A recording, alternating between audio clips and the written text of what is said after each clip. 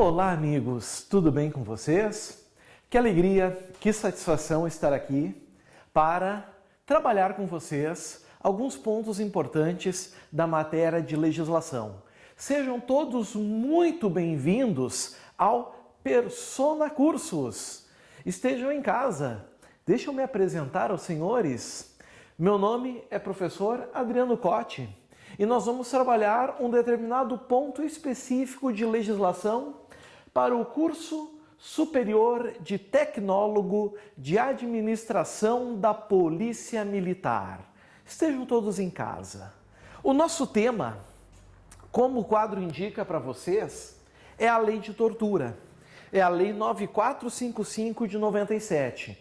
Então eu já adianto a vocês, tenham a lei em mãos, por favor, certo? Mas quem não tiver a lei em mãos também não há problema, porque eu vou trazer a lei aqui na tela para vocês. Nós vamos trabalhar juntinhos aqui. Nós teremos 2 blocos para falarmos da lei de tortura. Na segunda parte do segundo bloco, nós vamos trabalhar exercícios. Nós vamos ver como que essa matéria cai em prova.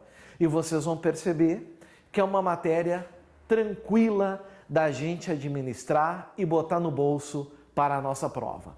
Estamos combinados? Vamos lá então, pessoal, certo? Tortura é a Lei 9455 de 97. Eu vou para ela e nós já vamos falar sobre ela na própria lei. Vem comigo. Aqui está. Lei 9455 de 7 de abril de 97.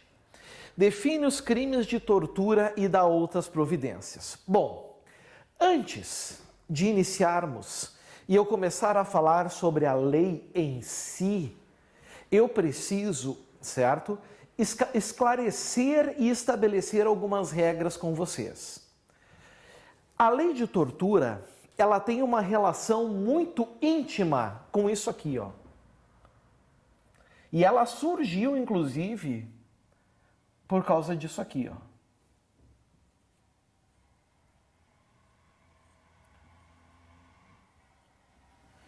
Vocês sabem do que eu estou falando?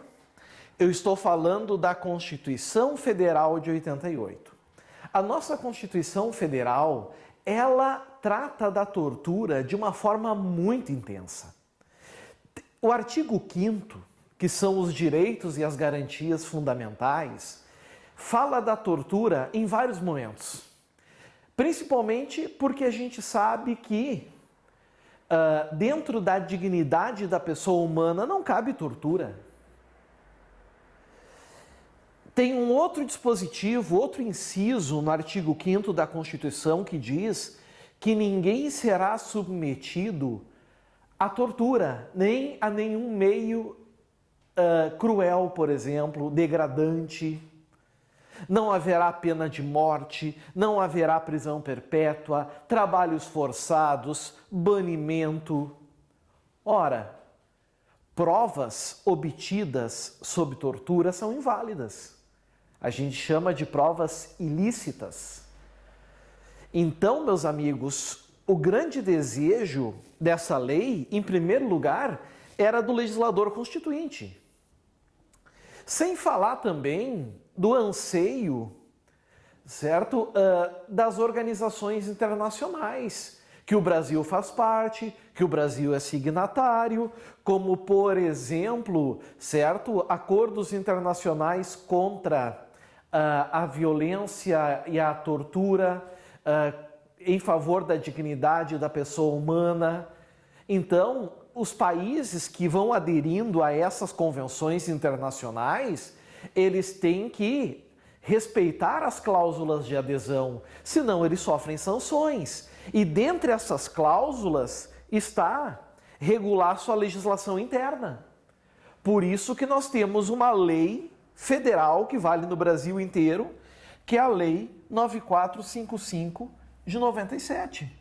Essa lei, ela regula a tortura, estabelecendo que tortura não é apenas prova ilícita, não é apenas lesão à Constituição, mas, sobretudo, ela é crime.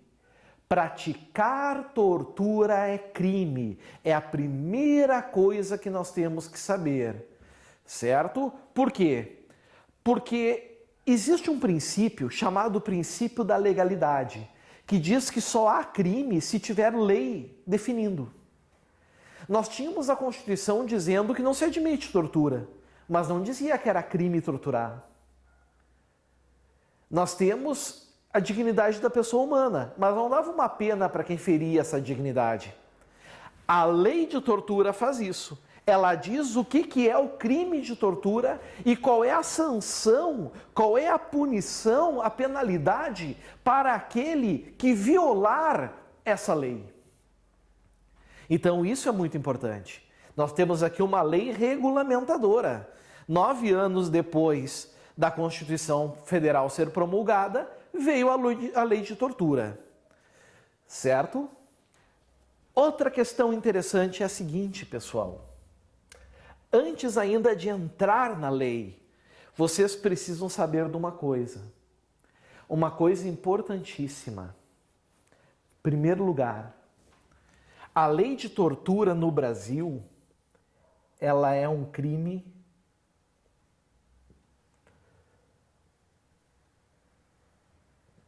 doloso. Escrevam aí, botem aí. É um crime doloso e comum. Aqui está. É um crime doloso e comum. O que quer dizer crime doloso? Dolo quer dizer intenção. Não existe tortura sem querer. Não existe crime de tortura na forma culposa. Não tem como torturar uma pessoa sendo imprudente, torturar uma pessoa sendo negligente. Tu tem que querer, ter a vontade, a intenção, a consciência de que está torturando. Senão a conduta não é crime. Então, lembrem disso, dolo. O dolo de fazer, praticar os atos insanos da tortura, e o dolo específico de fazer a pessoa efetivamente sofrer. E também é um crime comum. O que quer dizer um crime comum? Quer dizer que não demanda uma qualidade especial do sujeito ativo. Ou seja, qualquer pessoa pode praticar. Existem crimes que não podem ser praticados por qualquer pessoa. Por exemplo, tá? Vocês já devem ter ouvido falar de corrupção passiva ou de peculato. São crimes. Estão lá no Código Penal. Mas não é qualquer pessoa que pode cometer corrupção passiva ou peculato. Tem que ser necessariamente um funcionário público. Agora, se a gente pegar, por exemplo, o homicídio do Código Penal, o artigo 121, lá diz matar alguém. Qualquer pessoa pode se enquadrar nesse artigo. Alto, baixo, gordo, magro, bonito, feio, não importa. Qualquer uma dessas pessoas se encaixa no matar alguém. Isso é um crime comum. Corrupção passiva, peculato são crimes próprios. Na maioria dos países, o crime de tortura é próprio. Ou seja, só é punido agentes públicos que cometam tortura. Não pessoas comuns. Brasil não. Brasil, amigos, seja agente público, seja particular, pode responder por crime de tortura. Ele não é um crime próprio. No Brasil, ele é mais amplo, certo? Mas, professor, e nesses países em que for um particular que torture alguém, ele não responde por nada? Claro que responde, pessoal. Mas aí vai responder pelo que gerou na pessoa. Vai responder, por exemplo, por lesões corporais. Vai responder, por exemplo, por constrangimento ilegal. Vai responder, por exemplo, por crime de ameaça. Mas não responderá por tortura. No Brasil, o agente vai responder por tortura. Em alguns casos, talvez mais algum crime junto, certo? Enfim, em outros casos não será tortura, mas será um outro crime. Vamos analisar conforme a lei. Então é doloso porque tem que ter a intenção. A pessoa, qualquer pessoa, tem que querer torturar. Em segundo lugar, é comum porque pode ser praticado por qualquer agente. Certinho? Bom, dito isso, feito esse caráter introdutório, a gente vai falar de uma coisa agora que chama muita atenção. Se a gente vê o tamanho da lei, a gente se impressiona. Porque é uma lei que tem quantos artigos? Artigo 1º, artigo 2º, artigo 3º e artigo 4º. Nós temos 4 artigos. Eu posso considerar uma lei grande? Não. Eu posso considerar essa lei extremamente pequena. São somente 4 artigos. Não tem muito que me preocupar. Vamos diminuir isso, inclusive. O artigo 4º fala que um artigo lá do Estatuto da Criança e do Adolescente do ECA está revogado, não vale mais. E por que ele fez isso? Porque existia um artigo no ECA que dizia que era crime contra a criança ou adolescente, certo? Praticar atos desumanos contra a criança ou adolescente. Todavia, com a lei de tortura, isso passou a ser tortura com aumento de pena. Então, ficou valendo a lei de tortura. O que eu faço? Eu não preciso me preocupar com esse artigo. O artigo 4º não nos interessa. Então, nós vamos simplesmente eliminar ele. Ó. Ele não interessa para a nossa prova. Ele não interessa para a nossa prova. Já mandei ele para o espaço. Está fora. O artigo 3º, ele fala que essa lei entra em vigor na data de sua publicação. 7 de abril de 1997. Ali está. 7 de abril de 1997. A partir desse dia, ela já vigorou. Isso nos interessa para a prova. Sejamos honestos. Nos interessa para a prova saber isso? Vai vir uma questão sobre isso? Não, não vai. Então, tu elimina também. Olha que curioso. Olha que genial. Uma lei com 4 artigos, em 1 minuto, a gente já eliminou metade dela. Já resolvemos metade da nossa vida. Sobrou dos 4 artigos, só o artigo 1º e o artigo 2º. A nossa prova, ela vai versar necessariamente sobre o artigo 1º ou sobre o artigo 2º. E eu vou adiantar para vocês. 99% de chance que a questão que venha a cair na prova seja do artigo 1º. E 1% de que seja do artigo 2º. Então nós, que somos sábios, espertos e inteligentes, nós já vamos resolver o artigo 2º também. Porque resolvendo o artigo 2º, bom, aí a gente só tem um artigo para se preocupar, que é o artigo 1º. E aí nele a gente se debruça, esmiuça e resolve a nossa vida. Vamos ver o que o artigo 2º diz? Perceberam que eu comecei com a lei do final para o início, né? De trás para frente. Não há prejuízo nenhum, pelo contrário, didaticamente é bem melhor. Então diz lá o artigo 2º, o disposto nessa lei aplica-se ainda quando o crime, o crime de tortura, que está nessa lei, não tenha sido cometido em território nacional. Toda vez que um crime ocorre fora do Brasil, nós chamamos isso, meus amigos, de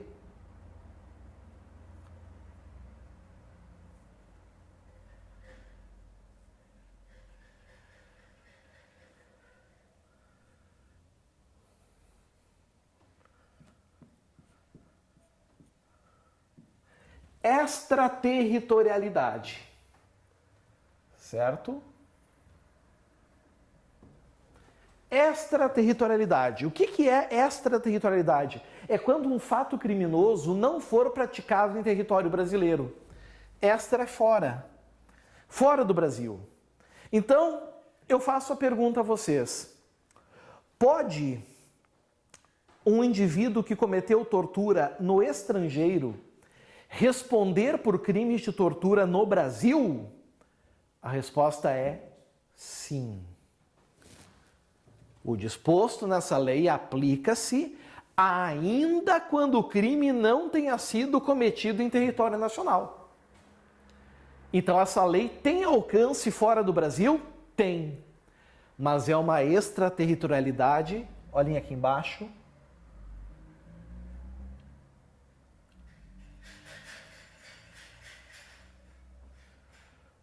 condicionada. É uma extraterritorialidade condicionada. Ora, o que isso quer dizer, pessoal? Extraterritorialidade condicionada quer dizer que algum requisito tem que ser obedecido. Se não for o requisito obedecido, a tortura ocorreu no exterior, mas a Lei 9455 não se aplica. Vai se aplicar a lei estrangeira. E que requisito é esse? Bom, primeiro, sendo a vítima brasileira. Sendo a vítima brasileira. Não importa se é brasileiro nato, não importa se é brasileiro naturalizado. Se a vítima é brasileira, a lei vai ser aplicada. Então nós temos, por exemplo, um brasileiro que foi acusado de um delito, por exemplo, na Suíça, e lá ele foi torturado para confessar um crime. A vítima é brasileira? É. Tem dupla cidadania? Não interessa, é brasileira. O artigo 2º vai ser aplicado? Vai. Vai porque está aqui, sendo a vítima brasileira. Certo? Detalhe. Detalhe importante.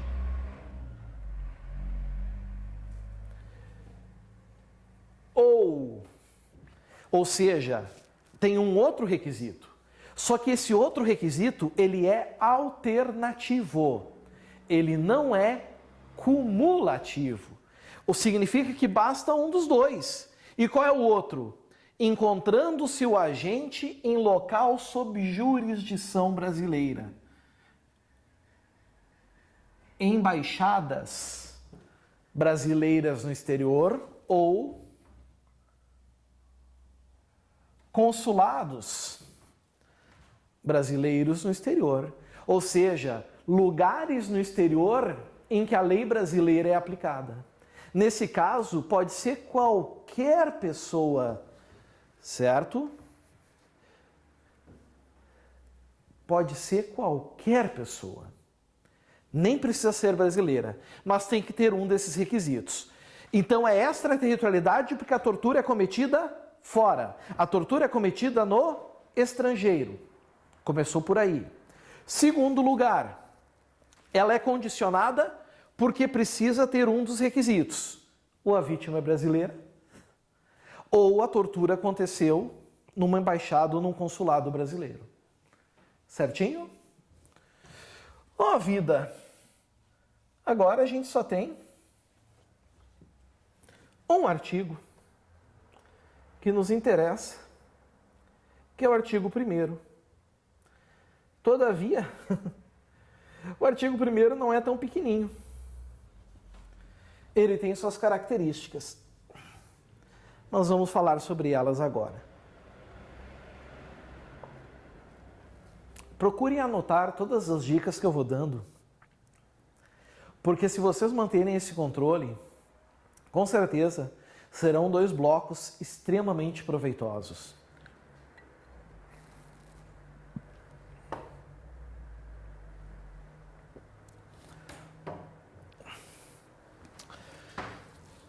O artigo 1º constitui crime de tortura. Amigos, o direito penal, que trata de crimes, ele pune comportamentos.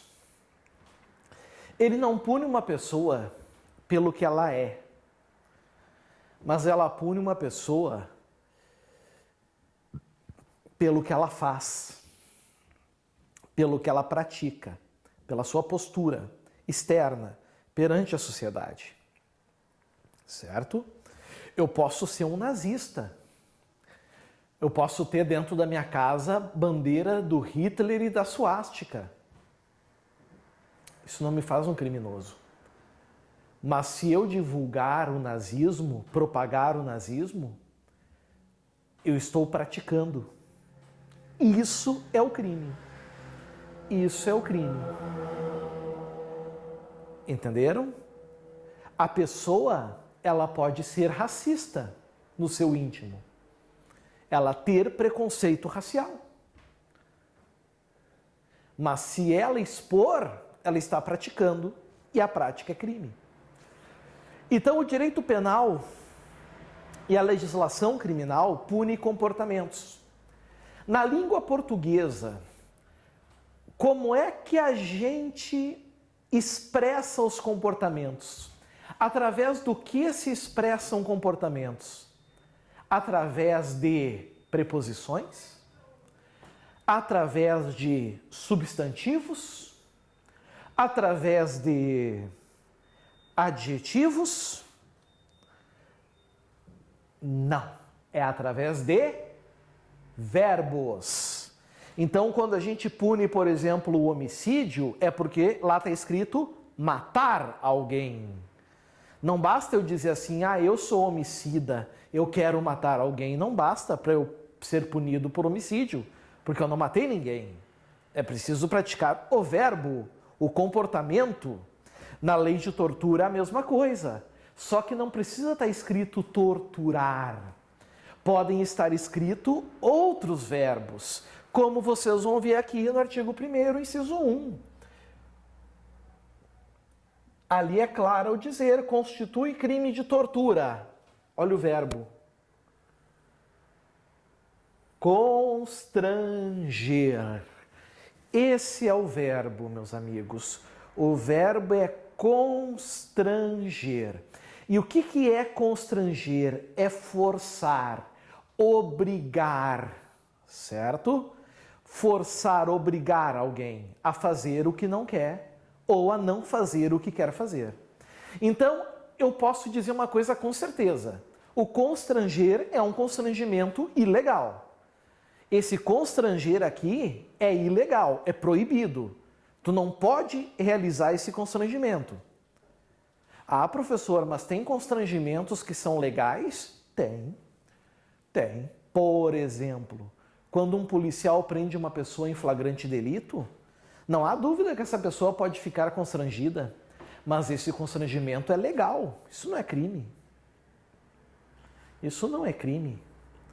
Quando tu vai servir ao exército e fica todo mundo pelado, um do lado do outro, alguém pode se sentir inferiorizado, constrangido, mas esse constrangimento é legal.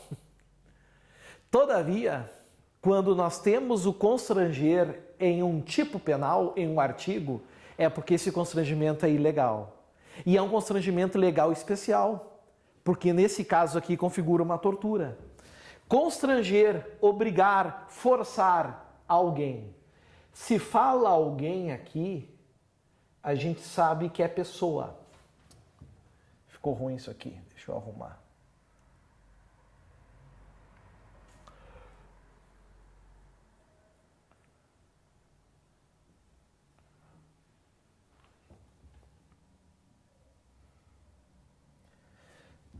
Pessoa. Alguém é pessoa. E se torturar o animalzinho? Se torturar um animal, nós podemos ter crime de dano, se vier a matar um cachorro, por exemplo.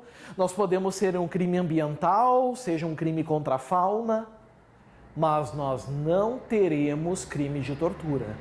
A vítima da tortura necessariamente vai ser alguém, vai ser uma pessoa. Então não entram animais, não entram plantas, não entra nada do tipo, não entra memória, não pode ser um morto, é impossível torturar quem já morreu, certo? Então é constranger alguém, pessoa. Com o emprego de violência ou grave ameaça, nós chamamos isso de modus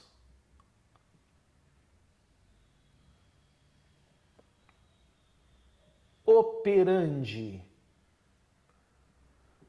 Modus operandi é o meio que ocorre o crime de tortura, certo?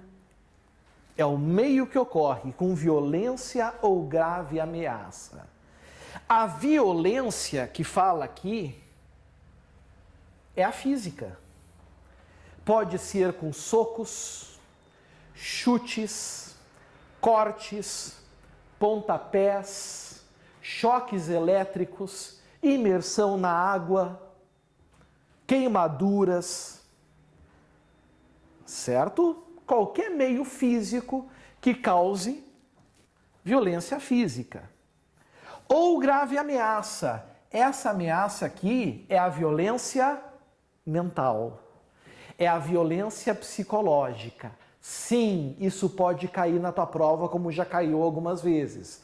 A tortura não necessariamente vai caracterizar uma violência física, que gera uma dor física. Talvez o comportamento do torturador seja psicológico, certo? Em que a pessoa fique vinculada a ele por um liame mental, psicológico. E isso é a grave ameaça. Conseguiram compreender? Isso é muito importante. E aí tem um detalhe aqui também. Quando tu usa violência, muitas vezes tem um outro crime incluído dentro da tortura. Que crime é esse? A lesão corporal. Lesão corporal é um crime que está dentro do Código Penal. O que eu quero que vocês entendam? Eu quero que vocês entendam o seguinte. Toda vez que do ato do torturador resultar uma lesão corporal leve, ele vai responder unicamente pelo crime de tortura. Só pela tortura. Porque a lesão corporal foi o meio que ele escolheu para torturar. Então, pelo princípio da consunção, que a gente chama, ele responde só pela finalidade, só pelo crime fim, que é a tortura. Se a violência for, a lesão corporal for leve, só crime da Lei 9455. Se a lesão corporal for grave ou gravíssima, ele vai responder por 2 delitos. Pelo crime de tortura, que está aqui, e também pela lesão corporal, seja ela grave, seja ela gravíssima. Então, se for lesão leve, fica absorvida só tortura. Se é lesão grave ou gravíssima, tortura mais a lesão grave ou gravíssima. As penas são somadas daí, certo? A ameaça é um crime independente também do Código Penal. Está lá no artigo 147. Ameaçar alguém por palavra, escrito ou gesto ou qualquer outro meio simbólico de causar-lhe mal injusto ou grave. Pena detenção de 1 a 6 meses ou multa.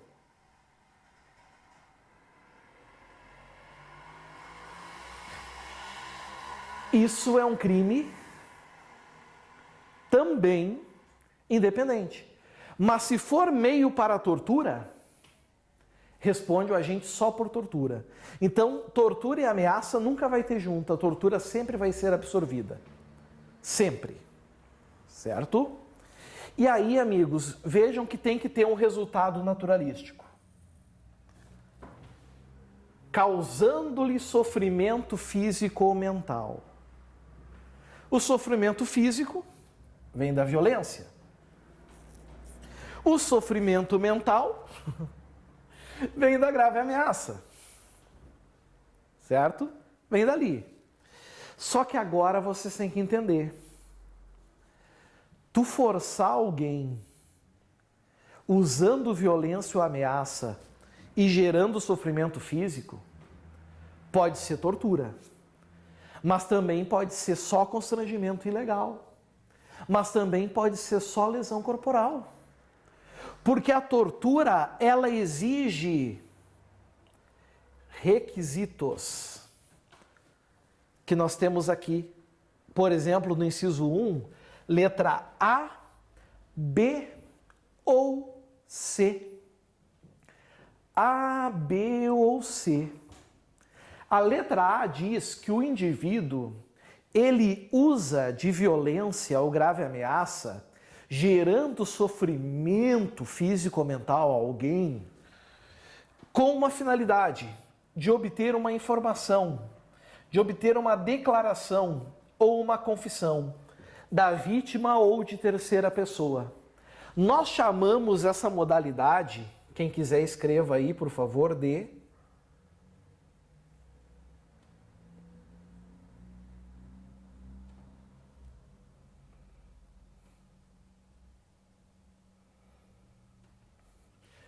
tortura-prova. Ou seja, o objetivo do torturador é obter uma prova. Agora, vocês sabem que essa prova necessariamente vai ser ilícita, porque não se pode obter provas mediante tortura. Além de ser uma prova que não vale em um processo, além disso, nós vamos ter ainda o crime de tortura. Informação é uma informação por escrito. Declaração pode ser oral. Confissão é o reconhecimento de um fato. Então, policiais que torturam uma pessoa, aplicam choques elétricos em alguém para que esse alguém confesse um delito, cometem o crime de tortura à prova, que é esse crime aqui. Um indivíduo que tortura um sujeito para que ele confesse que estuprou sua filha, isso é crime de tortura à prova também. Certo? Importante é isso. Se um indivíduo forçar outro a confessar uma traição em uma rede social, isso é tortura à prova. Caracteriza o inciso 1 também. Cuidem com esse ponto. O objetivo é obter informação, declaração ou confissão da vítima ou de terceira pessoa. Por exemplo, tu pode torturar o filho para obter a confissão do pai. Vítima ou terceira pessoa. Enquanto o filho é torturado, o pai observa ou fica sabendo, ouvindo, para que gere uma informação, uma declaração ou uma confissão. Isso será a tortura à prova. Tem uma exceção? Tem. Prestem atenção na exceção. Torturar uma pessoa para obter vantagem econômica não será crime de tortura. Será crime de extorsão do Código Penal, que é mais grave. Enquanto a tortura, vocês vão ver daqui a pouco, ela tem uma pena de 2 a 8 anos, a extorsão do Código Penal tem uma pena de 4 a 10 anos. Então, amigos, torturar alguém para obter uma informação é tortura à prova. Mas se essa informação for a senha de um banco, a senha de um cartão, o objetivo for vantagem econômica, esqueçam o crime de tortura. Aí nós vamos ter crime de extorsão, que é típico lá do Código Penal brasileiro. Certinho? Muito bem. Essa é a primeira modalidade, tortura à prova. A segunda é para provocar ação ou omissão de natureza criminosa. Nós chamamos essa modalidade de, escrevam aí, tortura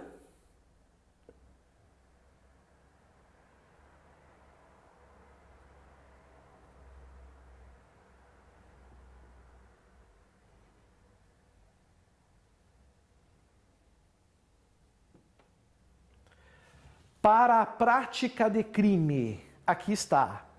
Tortura para a prática de crime.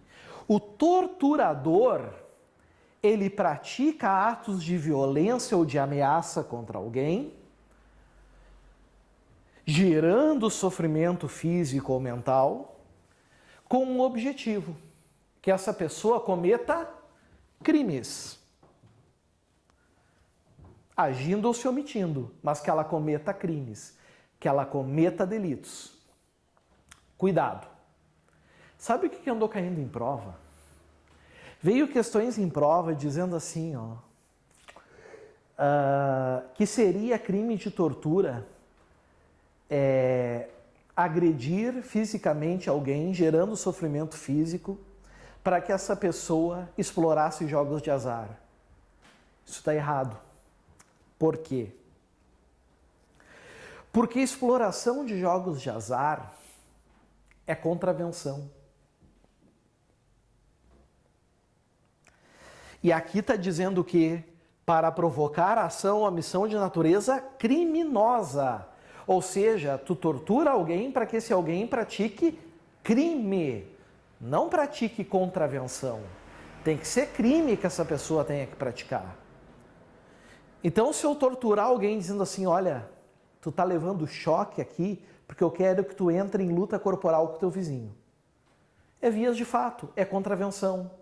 Nesse caso, agente, se eu torturar uma pessoa para que essa pessoa pratique uma contravenção, eu vou responder unicamente, meus amigos, pelo que eu fiz, certo?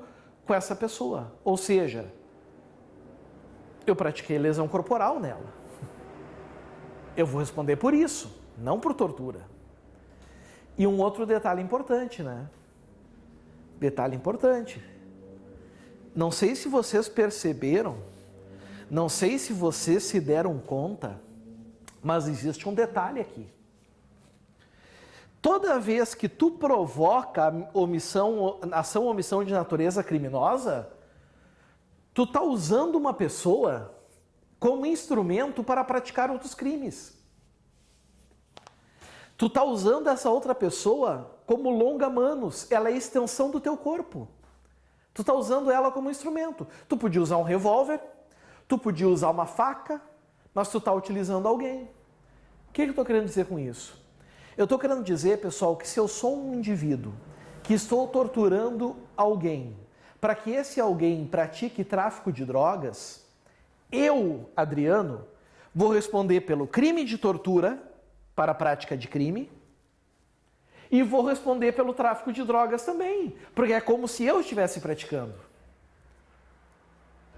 Compreenderam isso? Se eu torturar uma pessoa para que essa pessoa pratique tráfico de drogas, lesões corporais e homicídio, eu vou responder pelo tráfico de drogas que esse sujeito praticou, eu vou responder pela lesão corporal que esse sujeito praticou e vou responder pelo homicídio que esse sujeito praticou. Além disso, eu vou responder pela tortura que incumbe a mim. Agora, é óbvio, amigos, que eu só respondo pelo meu nexo causal. Eu torturo uma pessoa com o objetivo que ela pratique tráfico de drogas. Ela sobe o morro, pratica o tráfico de drogas e decide, por exemplo, estuprar alguém, eu respondo pela tortura e pelo tráfico, mas eu não respondo por aquele estupro. Aquele estupro foi vontade voluntária, foi intenção única, desígnio autônomo daquela pessoa. É ela que vai responder, por motivos óbvios. O que eu quero ensinar aqui? Primeiro, tem que ser crime, não pode ser contravenção. Segundo, meus amigos, eu respondo por tudo aquilo que o torturado praticar, que eu assim quis que ele fizesse. Compreenderam isso? Isso é o que a gente chama, então, de tortura para a prática de crime. Certo? A pessoa aqui, ela está sendo coagida, né? O coagido não responde por crime nenhum. Então, se eu estou sendo torturado para matar alguém e eu matar alguém, em um processo criminal, eu serei absolvido. Eu serei absolvido porque houve a coação moral aqui. A coação moral irresistível. Certo? A não ser que eu decida praticar delitos que não têm ligação com a tortura física ou psicológica que eu esteja sofrendo. Certo, meus caros? E ainda nós temos a letra C. A letra C que fala em razão de discriminação racial ou religiosa. É a chamada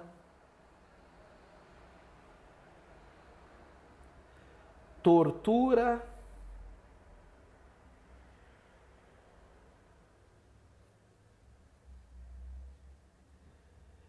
discriminatória. Aqui está. Tortura discriminatória. Aqui também nós temos grandes armadilhas que caem em prova. Aqui nós temos uma cilada, Bino. Por quê?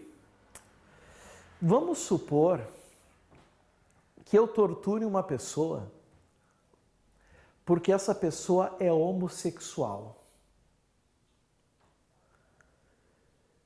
Muitos, se isso cair em prova, vão responder que isso é tortura discriminatória. Muitos vão responder isso. Vão responder que é tortura discriminatória. Porque tu está discriminando a pessoa pela sua orientação sexual. O problema é que, nesse caso, o crime vai ser só de lesão corporal. Não vai ser crime de tortura. E por que não vai ser crime de tortura? Porque a discriminação tem que ser racial ou religiosa. Se for em razão do gênero, talvez seja aplicada a Lei Maria da Penha. Certo? Se for criança, os aumentos de pena da lei de tortura ou algum outro crime em específico. Se for em razão de gênero, se for em razão de preferência ou orientação sexual, também não vai entrar aqui. Tem que ser necessariamente raça ou religião. Torturar uma pessoa, por exemplo, por ser negra, configura tortura discriminatória. Torturar uma pessoa por ela ser muçulmana, configura tortura discriminatória. Aí sim entra aqui. Tem acontecido muito em algumas favelas do Rio de Janeiro, dominadas por facções de denominação religiosa, em que eles torturam, por exemplo, o país de santo, expulsando das favelas e dominando o local. Isso caracteriza uma tortura discriminatória. Certo? Logo, amigos, qual é o recado que eu queria passar para vocês em virtude aqui do inciso 1? Qual é o recado? O recado, meus amigos, é que não basta, para ser tortura, constranger alguém usando violência ou ameaça, gerando sofrimento físico ou mental. Por exemplo, não sei se alguém já assistiu aí o filme O Albergue. No Albergue, perdão do spoiler, mas já passou tantos anos, né? Já se passaram tantos anos. No Albergue é um hotel onde pessoas são colocadas lá e servem, né, para o sadismo dos hóspedes, onde os hóspedes então torturam essas pessoas, cortando pedacinhos do corpo, mas apenas por sadismo ou por vingança, certo? Nesses casos, o agente responde apenas pelas consequências. Por exemplo, pode ser pelo homicídio, pode ser pela lesão corporal grave ou gravíssima, mas não será tortura, porque não se encaixa em nenhum desses casos que aqui estão. Se deram conta disso? Perceberam esse detalhe? E isso mata, meus amigos, o inciso 1. Mas nós temos um inciso 2, que logo abaixo dele tem a pena. Só que isso, meus amigos, é objeto para o nosso próximo bloco. Agora é a hora de tomar um cafezinho, dar uma relaxada e clicar logo abaixo para a sequência da nossa aula. Certinho? Aguardo vocês, espero ansiosamente para a gente dar continuidade e finalizar o nosso conteúdo. Até daqui a pouquinho. Valeu!